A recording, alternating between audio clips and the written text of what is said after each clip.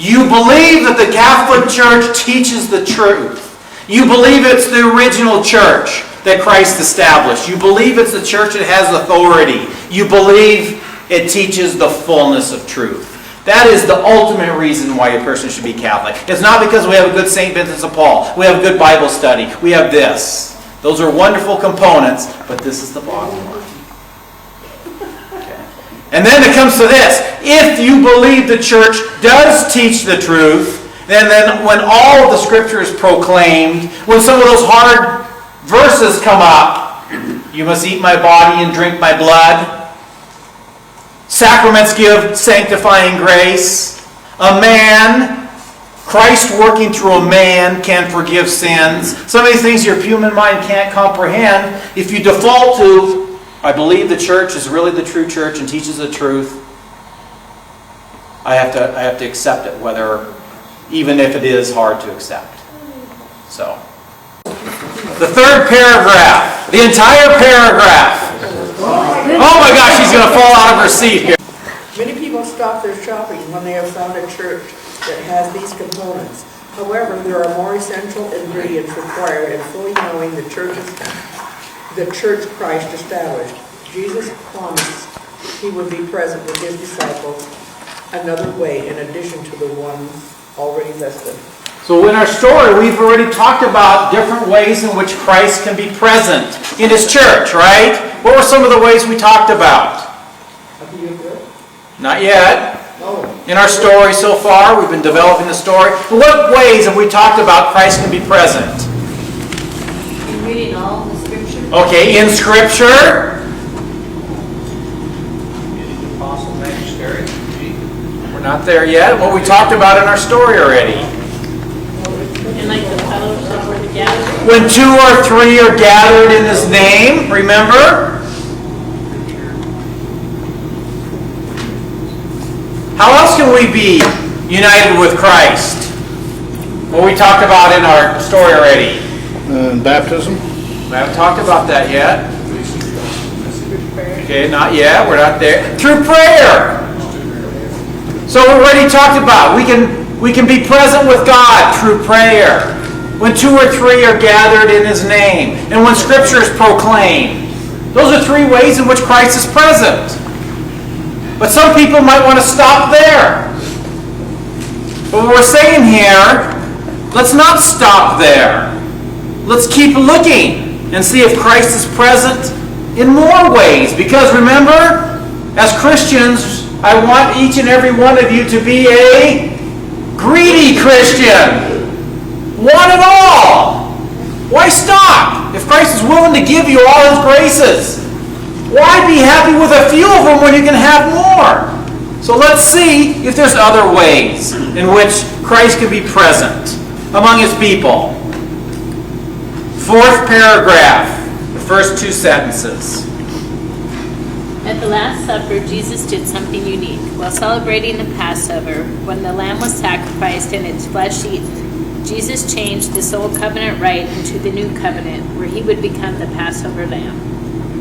So at the Last Supper, Christ did something unique. He was celebrating the Passover.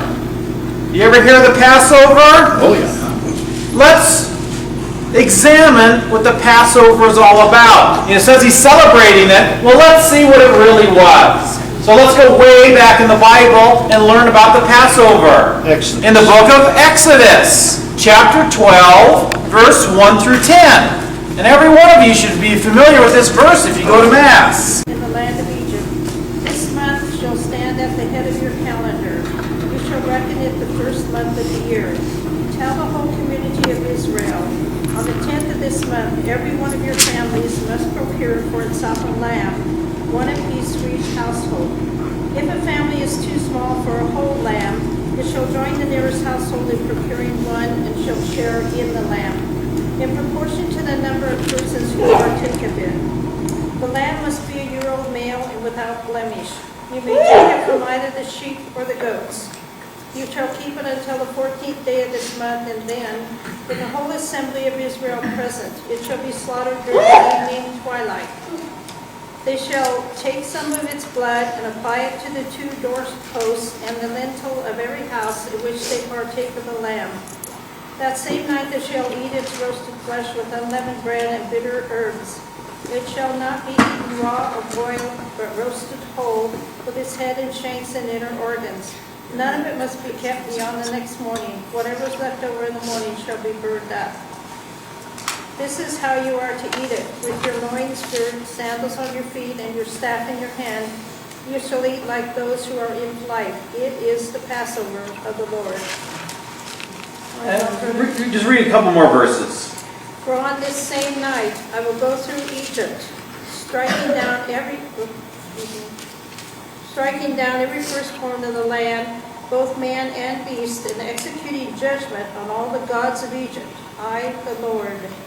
But the blood will mark the houses where you are. See, in the blood I will pass over you. Thus, when I strike the land of Egypt, no destructive blow will come upon you. Good.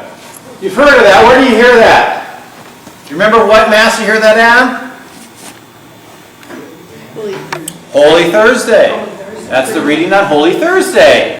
So the Passover. So what are some of the key components here of this Passover? They had to obtain something. A lamb. Alright, they had to obtain a lamb. Then what do they have to do with the lamb? Kill it. They had to sacrifice the lamb. Then, what did they do with the blood? They put it around They put it on the doorpost. and the lintel above the house. And what was the significance of that? So, the angel of death would pass over their house and spare their firstborn, right? So the blood would save people. The blood of that lamb would save people, the firstborn, from the angel of death. And then what do they have to do?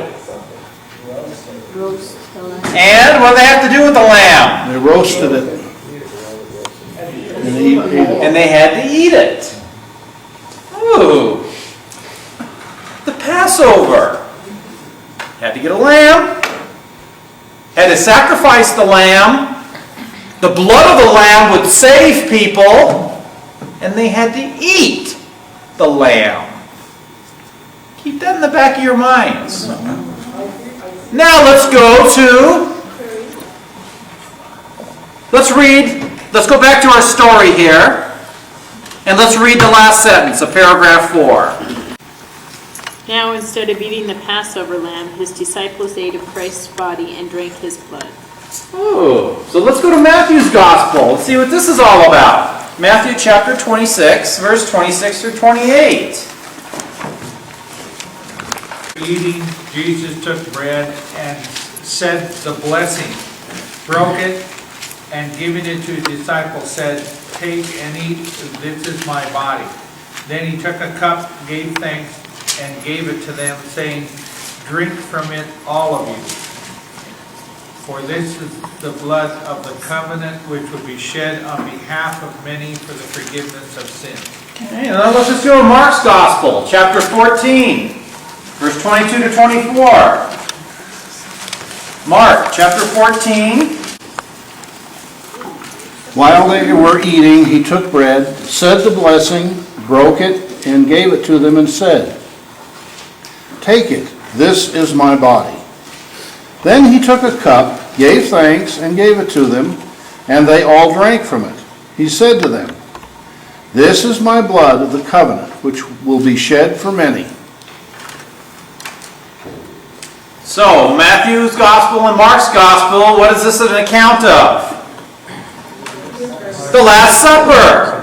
And what do these verses tell us? What did the apostles eat?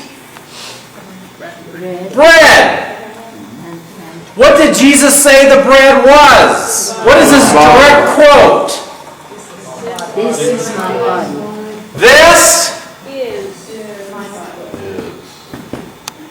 is my body.